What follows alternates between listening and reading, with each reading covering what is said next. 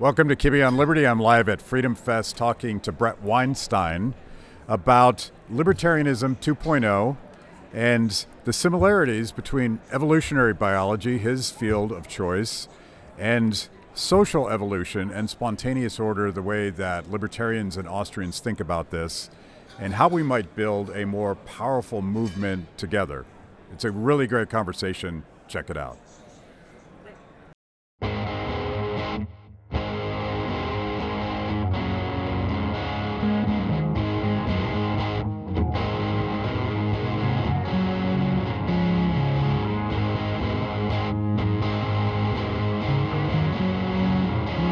Welcome to Kibbe on Liberty.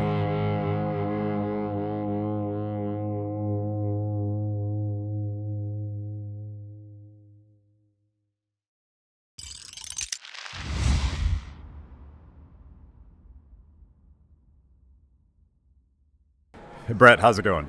It's going all right. It's going all right. How are you doing? You were just talking about this being your fourth thing today, and I think this is my fourth show today. And I think it's sort of ironic that someone that doesn't particularly like to talk, I'm speaking of myself, is a professional talker for a living. Yep, life is throwing us curveballs. Yeah. So we'll see what happens, because eventually I run out of words on a 24-hour rolling basis. Really, that's frightening. Yeah, so I might just It could happen. lose my track and all that. You and I and some of our friends are going to be on a main stage panel tomorrow called Libertarianism 2.0. And that is a phrase that I stole from you when we were hanging out at a brownstone retreat, and you had just given a strategic overview, kind of big vision talk, drawing very strongly on your roots in evolutionary biology. And I came up to you afterwards and introduced myself, and I'm like, you sound a lot like Friedrich Hayek. And you said, people keep telling me that, but I haven't listened to it. But to frame the conversation I want to pick your brain about what this emerging new libertarian coalition is looking like.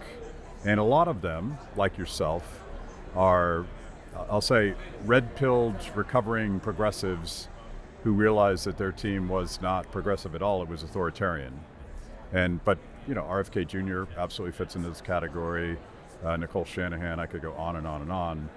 And to me, those are some of the most interesting minds that can help rebrand, reshape, and maybe even re-strategize. What does it mean to be a libertarian, and how can we be effective as libertarians?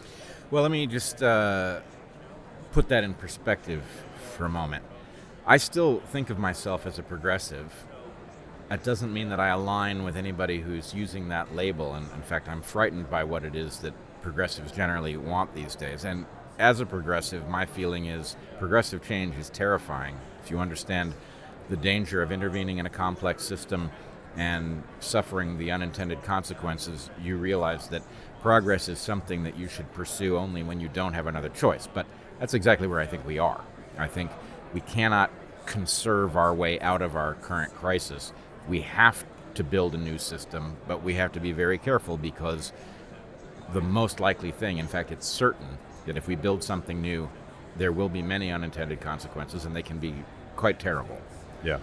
So I will also just say up front that as a young man, I was quite convinced that libertarianism itself was absurd. And I've come to realize as an older, wiser person that I was wrong about this, that libertarians have actually found the most central governance principle of all, which is that governance should seek to maximize liberty, that liberty is in fact a measure of the quality of a system of governance, and that although it is true that you cannot reasonably maximize any single value. If you try to maximize something like fairness, you end up with something like communism, which is a despicable dystopian outcome. You can maximize liberty because liberty is itself integrative, that in order to be free, you have to have solved all of the other issues in governance. So when you say maximizing liberty, what you're effectively arguing for is something that balances all of the trade-offs and tensions between the other values. So I now consider myself certainly a small L libertarian in the sense that I think our objective collectively should be to maximize individual liberty. As to whether or not I'm a large L libertarian, that's going to require some work, because I think libertarianism as it is conceptualized, and of course libertarians are by their nature not all in agreement about what it means, but the general scheme I don't think is yet up to the job of actually plotting a course that maximizes liberty, which is what I would hope that we would do. So I'm hoping to see libertarians upgrade their model of good governance so that maximizing liberty is something that I can join them in trying to pursue. Yeah. I mean, I just listened to your, and by the way, I'm talking about smaller libertarianism. I'm talking about the values and the way that we understand society to be in large part self-organizing. Yep. That free people come together, and because they live in a radically uncertain future, they solve problems, and they succeed and they fail. And through that process, and this is Hayek's entire critique of central planning, through that process, knowledge is not only conveyed but created through the discovery of solutions in real time. And that system is very value laden, but it's also a very practical understanding of this. This is why we have civil society. It wasn't necessarily mandated from the top down. It was people figuring out, if we don't hurt people and don't take their stuff, we're going to have more freedom and more prosperity and more happiness.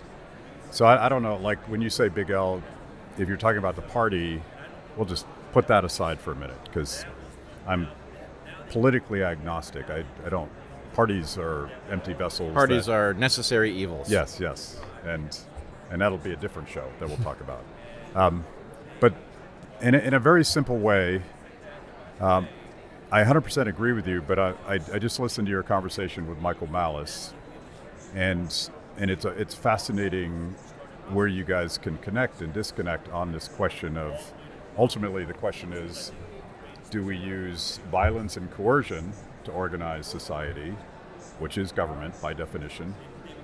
Government is violence. Or do we use cooperation and trade and mutual respect? And in my world, I want to get as close to cooperation as possible. And it's a continuum.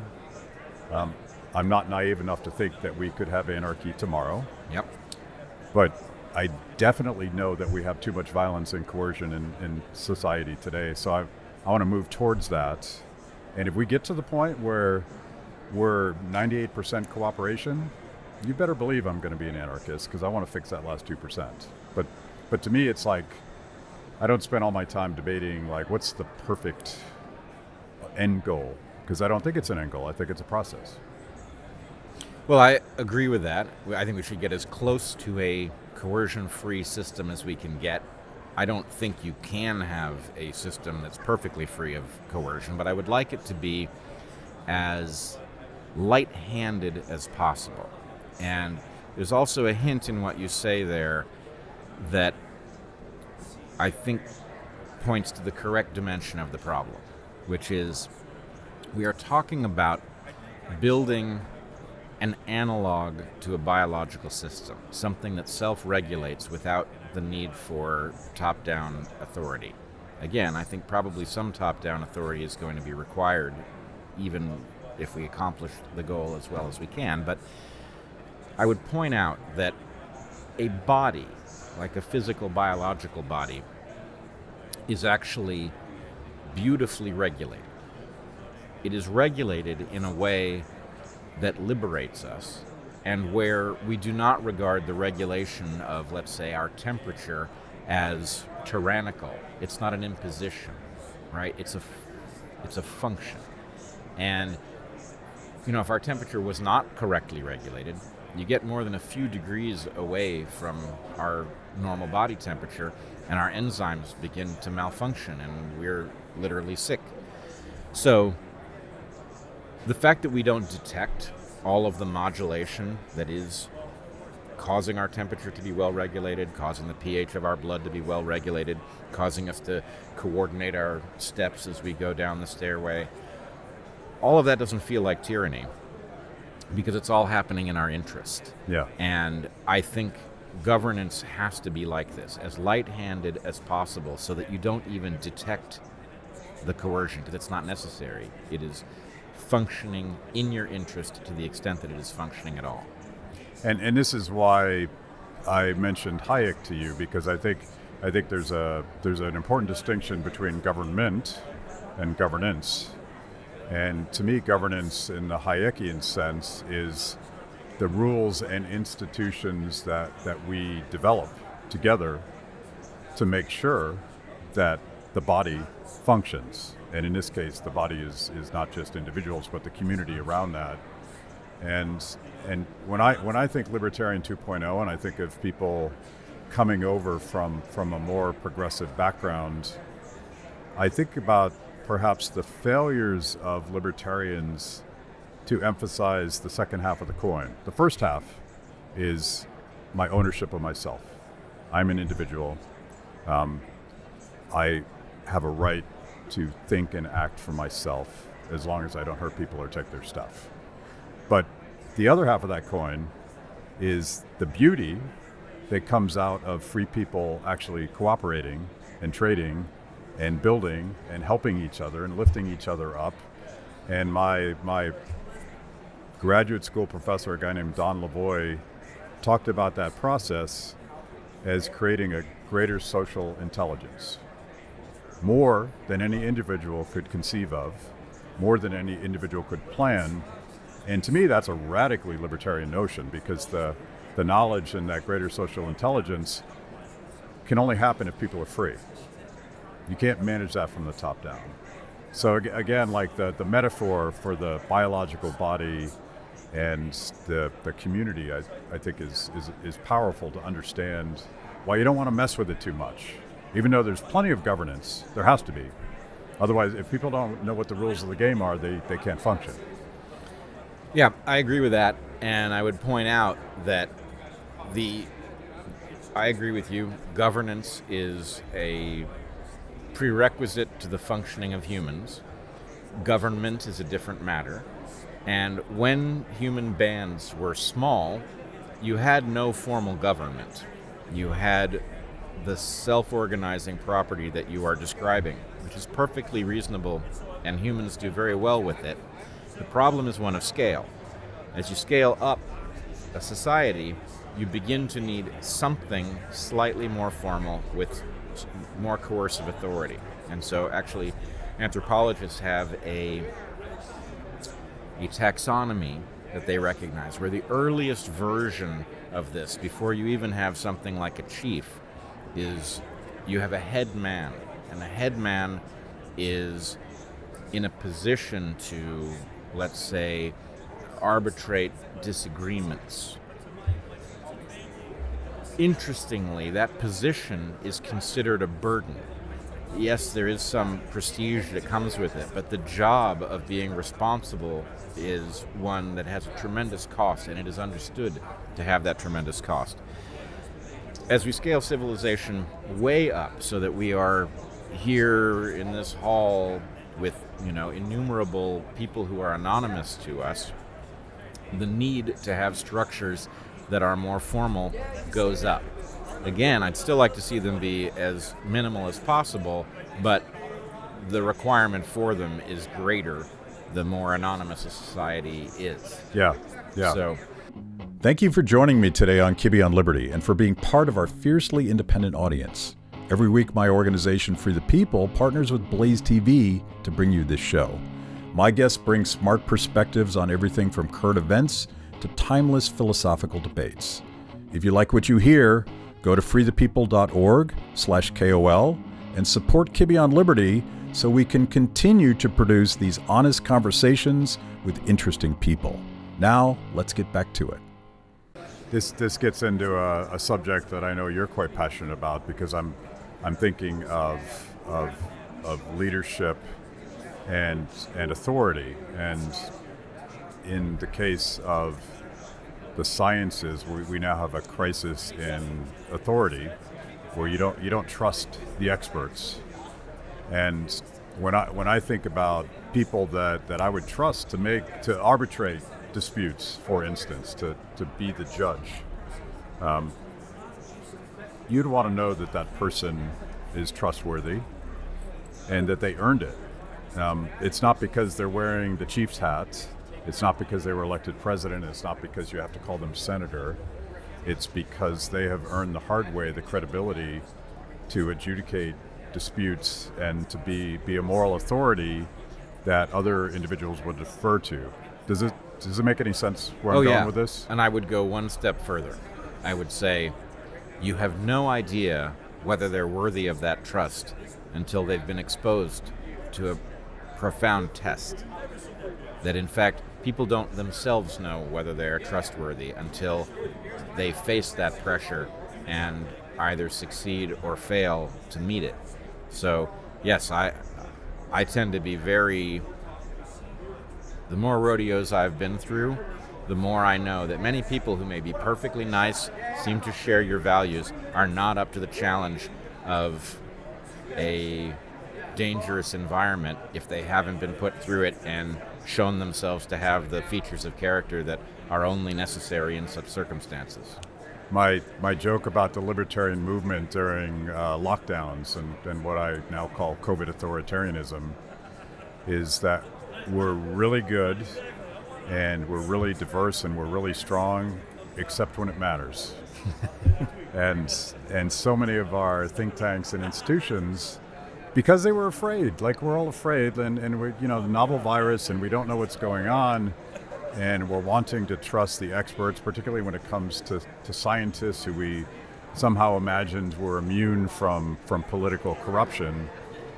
But when our principles really matter, everybody caves like a tent, and it's a great stress test to see which intellectuals and which leaders were willing to sort of withstand the firestorm, or better yet, say, well, I had this position, but as I see more evidence, I was just wrong.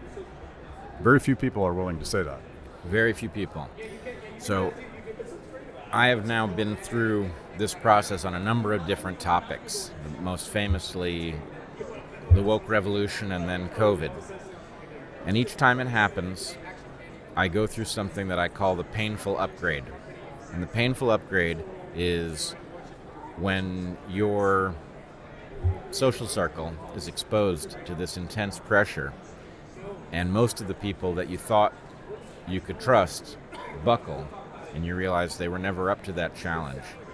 But then you discover many other people who you didn't know who are up to the challenge, who do the thing that needs to be done, and you think, well, how much better off am I now knowing that those people that I may have liked but couldn't trust have gone a separate way, and all of these people who have these amazing strengths of character show up and reveal themselves. I'm better off. It's not like I don't feel bad about the ones I've lost, but did I come out ahead? Absolutely.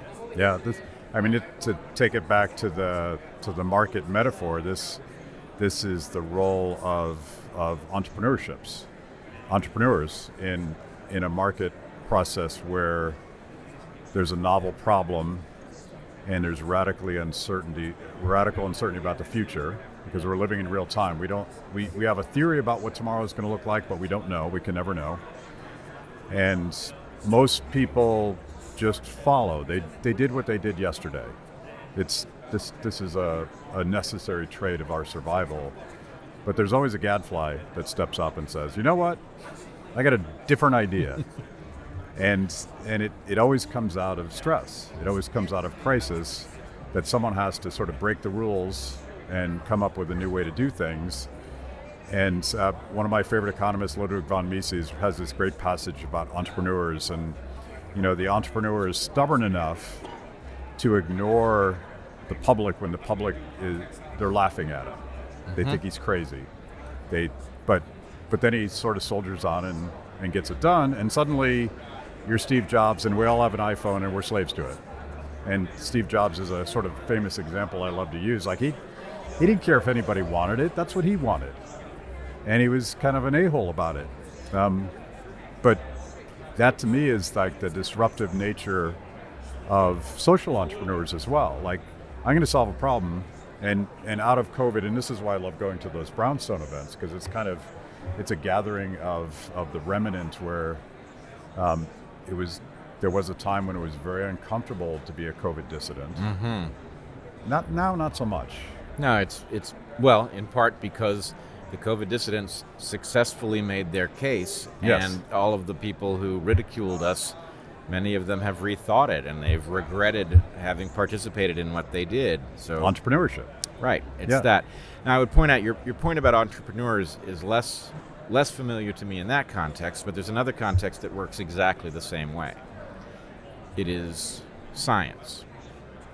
And the idea here is most people, for reasons that aren't that hard to figure out evolutionarily, are terrified by the idea of being alone in an important belief. They feel very jeopardized if they are ever out of phase with their entire group. And that's because in ancient times, if you were out of phase with your entire group, that was the first step to starvation. It's not a big leap from there.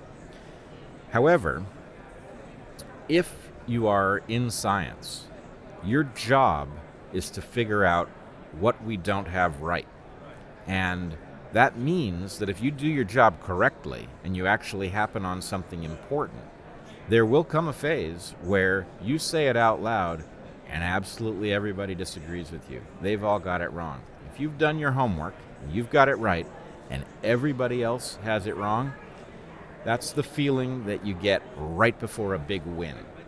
And so you have to learn not to be persuaded by the fact that everybody disagrees with you. It's not evidence. It's just literally not evidence of anything, right? The fact that they disagree means nothing.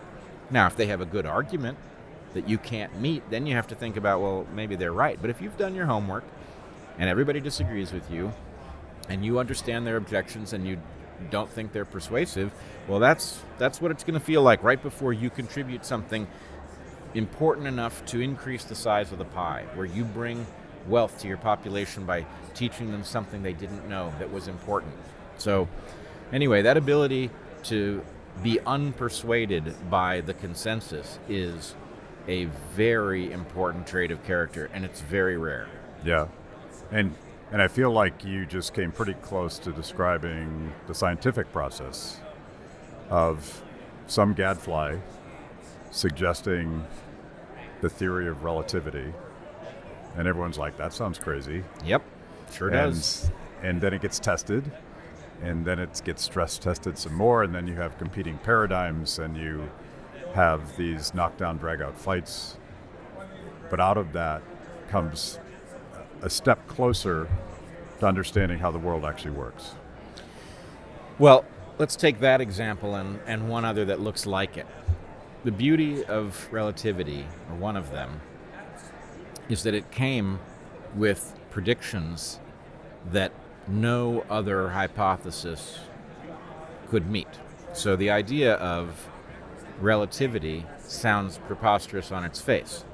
But the idea that if it is true that starlight will be bent by the gravity of the sun, and that you will be able to detect that during an eclipse when the moon has covered the sun and you can therefore see the stars that are near to it in the sky, well, nothing else suggests that's true. All you've got to do is go to the eclipse and look at the position of the stars, and you'll know right away whether or not that idea was correct. So when somebody says, hey, I have an idea, I know it sounds crazy, but here's how you're going to know I'm right, that's the sound of a deep insight. And Darwin was this way too. You know, Darwin actually spent a lot of time worried about certain things he didn't know how to explain. And effectively, each one provides an opportunity to falsify his hypothesis. You know, for example, the behavior of ants, their high level of cooperation initially seems inconsistent with the competition that is the basis of his hypothesis. Well, we now know that there's an underlying genetic system that explains why these animals would be disproportionately cooperative in the way that we observe them. So that's the elegant way the scientific game is played, is here's a model, it explains everything that we already know, it explains some things that we don't know, and here's the prediction that will tell you if it's true. I mean, that sounds like fun to me. If you've made it this far into the show, it means I must be doing something right. Kibbe on Liberty is just one of the amazing products we created for the people. We tell emotionally compelling stories and produce educational videos for the Liberty curious. Our award-winning documentaries personalize all things liberty, independence, creativity, hard work, integrity, and perseverance. After the show, check out our work at freethepeople.org. And if you like what you see, donate to support what we do. That's freethepeople.org. Now back to the show. You know, I'm thinking about the corruption of science and how government corrupted that process, again, as a distinction between governance, which, and I'll say self-governance, to push that even further, versus government, which was a top-down, choosing winners and losers, corrupted by money and politics, and mandating that there only be one paradigm, one truth, as opposed to competing ideas in a marketplace for ideas, and the humility that is required, and the judgment and the authority of actual scientists who are willing to take that responsibility. You may not agree with me. I know Jay Bhattacharya doesn't agree with me either. As much as I would like for there to be good government investment in science, I worry that it's virtually impossible to achieve that. And maybe the only way to protect science is a separation of state and science. I think a separation would not, in and of itself, solve the problem. Private money would produce the same bias. So I'm not sure what the solution is, but certainly you can't have effectively this unguarded pool of money, and effectively what you get is reciprocity networks where people grant each other funds, and it becomes a racket very quickly. What happened during COVID was that people had gotten used to a correct idea, which is that when a scientific insight is so overwhelmingly important and persuasive, something like natural selection, relativity, it comes to be universally held. And so if you look at an idea that's universally held, it is often an idea that is at least has a lot of truth in it, if it isn't the truth itself. But that was used to game the mind. In other words, that consensus that emerges from a vigorous interaction of competing ideas, where one idea just simply defeats all the others and therefore everybody comes to believe it. Well, there's another way to get to consensus also, which is coercion, right? And that's what happened, is people were threatened if they disagreed with the idea that, for example, the COVID vaccines were safe, effective, and that there was no other remedy that could be used. If you disagreed with that, you got driven out of medicine. So there was a consensus of doctors. What did that consensus mean? Did it mean that there was a lot of truth in it? No. It meant that you had, everybody who disagreed was thrown out, and all of the people who remained were either very confused, cowardly, or both. That's not a consensus you want to pay attention to. In fact, that's a blinking red light telling you don't listen to these people, right? Yeah. Cowards and fools. That doesn't sound like the authorities that I want to be paying attention to. So we have to be very suspicious that there are these two kinds of consensus. And just because people are in there for the first reason, they've been persuaded en masse that something is true, doesn't make it right. But it does mean it had a lot of currency. It had a lot of predictive power. And so, at least for the moment, it is a good model for reality to proceed from. Yeah. I was thinking very much of Friedrich Hayek's critique of central planning, and he called it scientism, and it was taking the faith that we had in the so-called hard sciences, the natural sciences, and applying it to human action as if we're just rats in a cage or atoms that can be manipulated into some greater social organization. And he actually traces it back to, there was a French aristocrat named Henry de Saint-Simon, who is considered the godfather of positivism. He's also considered the founding father of socialism. And his version of socialism was very different than Marx because it wasn't violent. It was elitist.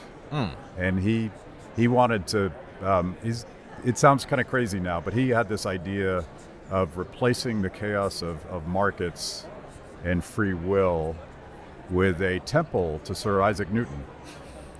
And in that temple would sit a tribunal of, tell me if this sounds familiar, scientists. Oh, no. Engineers and biologists and architects.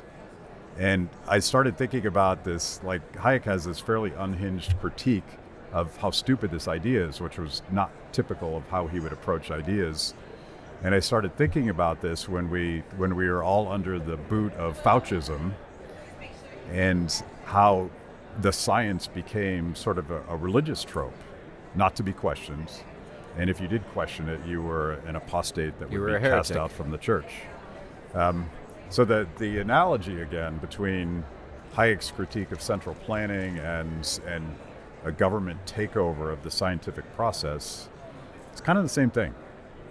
Yeah, it is. And what people do not realize, even most scientists do not realize, is that science is incredibly powerful, but incredibly fragile. The requirements are not very many for something to be scientific, but they have to be adhered to with near perfect formality in order for it to work. In other words, to the public, or even to a scientist reading a paper where they weren't participating in doing the work, if you collect a bunch of data and you see a pattern in the data and you formulate a hypothesis to explain that pattern, and then you write your report as if that data set tests that hypothesis, you have violated the scientific method. It is not true that you have tested that hypothesis. You spot that pattern in the data, you formulate a hypothesis. Now you have to run a whole separate test. But that doesn't happen very frequently, because if you compete two scientists against each other, where one of them goes and runs the second experiment in order to test the hypothesis, and the other simply reports the initial data set as if it had been collected in light of that hypothesis, the one who does the latter produces 2 papers in the time it takes the other guy to produce 1.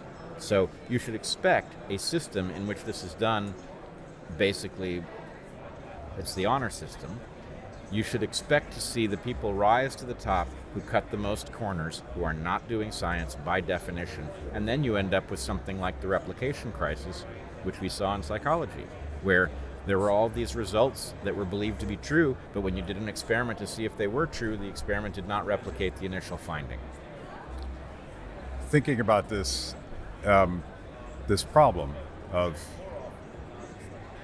and I'll say it this way, like having the reputational integrity to protect the scientific process. It's not like you can't regulate your way into that. Nope. It has to be trust. And I'm thinking about the same problem. I'm watching Congress not using the power of the purse, and I'm watching the executive, both Republicans and Democrats, expanding executive power way beyond what our founders or the Constitution envisioned. And then watching the judicial branch not actually doing its job when Congress steps on constitutional principles. A lot of those restraints were not constitutional at all. It wasn't law. It wasn't anything but people decent enough to say, I'm not going to cross that line.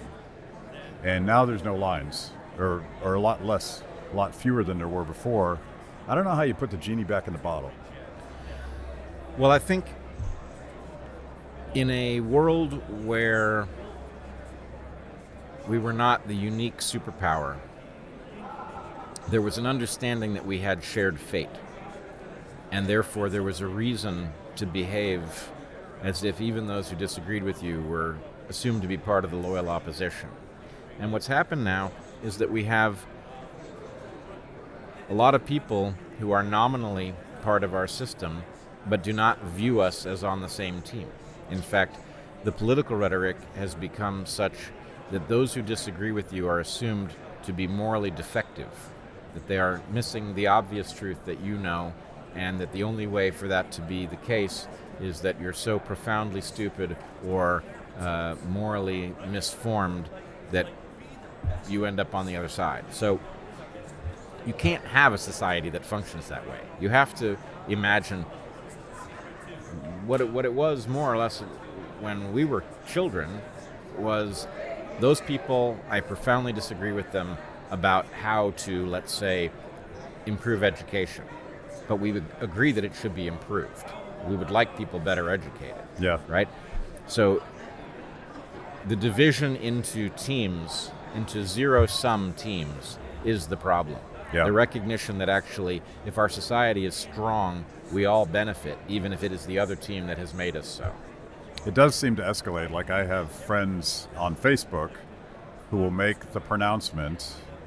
I won't name names, but someone just made the pronouncement. You know, I've decided that if you voted for Trump, I will never associate with you again. And everybody has a story like this, right? Yeah. And I don't remember that being the case. And I live in Washington, and I did politics, and I suffered some shocking betrayals by the best of friends because politics is an ugly business. But I never saw anything like that. And I think that the two teams that create that us versus them thing, they like the division. They like to keep us fighting. They feed off of it. They want us at each other's throats. And I must say,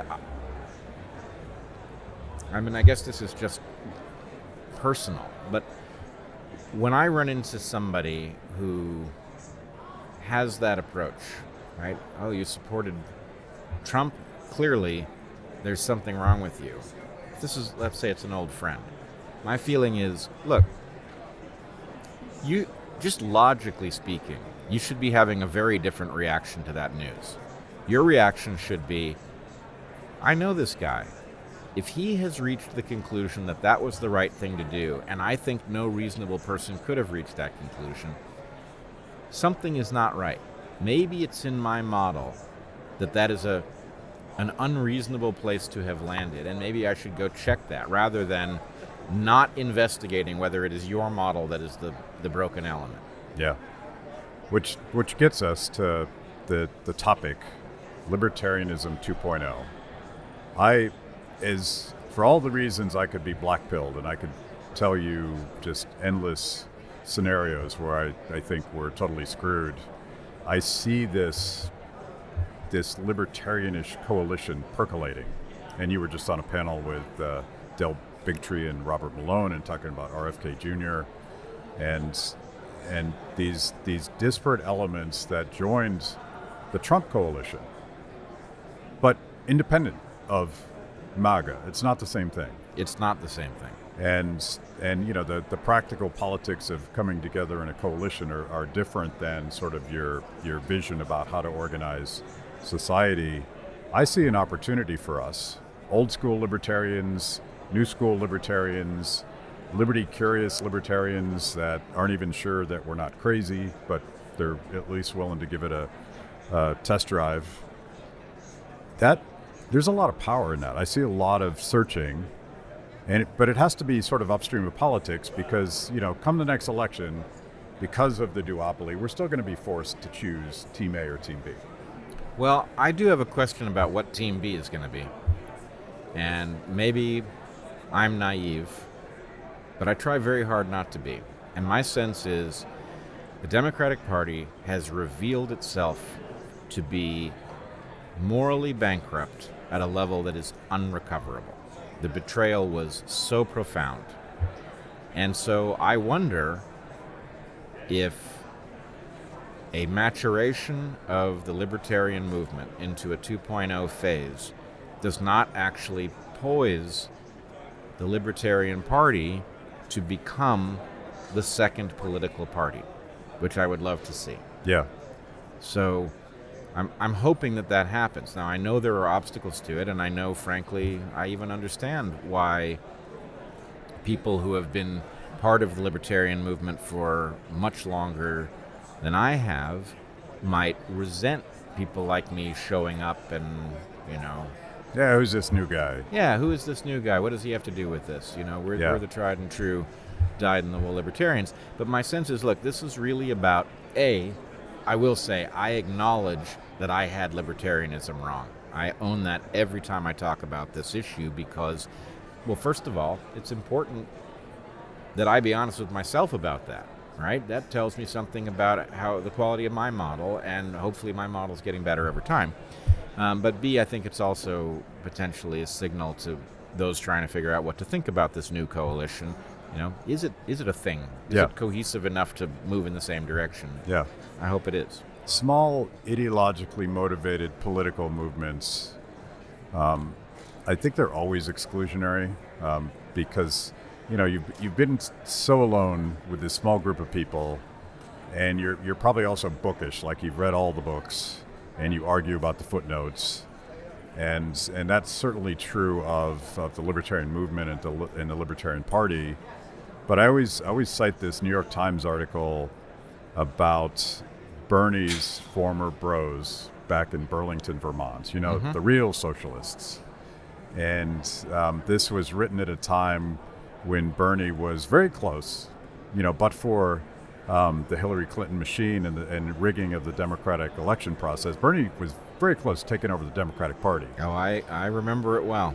And this article is all about his former socialist buddies bitching about what a sellout and a failure he is. And I'm like, I would love to be that big of a failure in the libertarian movement, right, at the cusp of taking over a major party. So it's that ideologically purity test that I think comes with every movement. But as you grow into a coalition and a really broad, diverse coalition, which again is sort of the libertarian social model, right? We love the diversity. Right. We think there's power in different people with different backgrounds and different skills, and that cooperation creates that greater social intelligence. I think those growing pains have to happen, and we have to have guys like you. Otherwise, we're wasting our time. Yeah, and it is. First of all, there's a reason that guys like me are at a conference like this, and this is my third year in a row, and it's because this is a breath of fresh air, right? As much as maybe I disagree with every single person here on some issue or other, but it's wonderful that you have people who are willing not to view disagreement as evidence of a moral defect. Yeah. And, I'm sympathetic to the people who feel like they're the old hands. On the other hand, presumably all of this is about accomplishing something. And accomplishing something, unfortunately, forces us into the political swamp. But there's nothing riding on this but the game. There's nothing riding on this but the fate of Western civilization.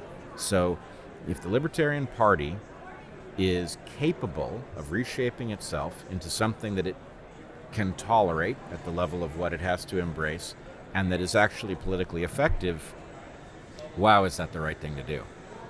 I mean, you really want to leave the Democratic Party as, one of the two major parties in the country? That just is so terrifying. But no pressure, just the fate of Western civilization. It's just the fate of Western civilization and maybe the planet itself. Yeah. Yeah. That's all. That's all. That's Nothing all. beyond that. Yeah. All right. Give me some shameless self-promotion, your podcast, whatever you want to sell to us. Sure. Heather and I wrote a book, A Hunter-Gatherer's Guide to the 21st Century, about the problem of hyper-novelty and the way it is making us sick, physically, mentally, socially, I think it's a good read. You can find me on what we now call X, even though I shudder every time I say it. I'm at Bret Weinstein. Bret has one T. There is a Bret Weinstein with two T's. He gets a lot of angry communication directed at me, but nothing I can do about it.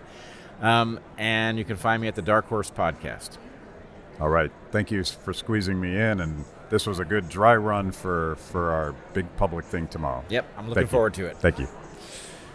Thanks for watching. If you liked the conversation, make sure to like the video, subscribe, and also ring the bell for notifications. And if you want to know more about Free the People, go to freethepeople.org.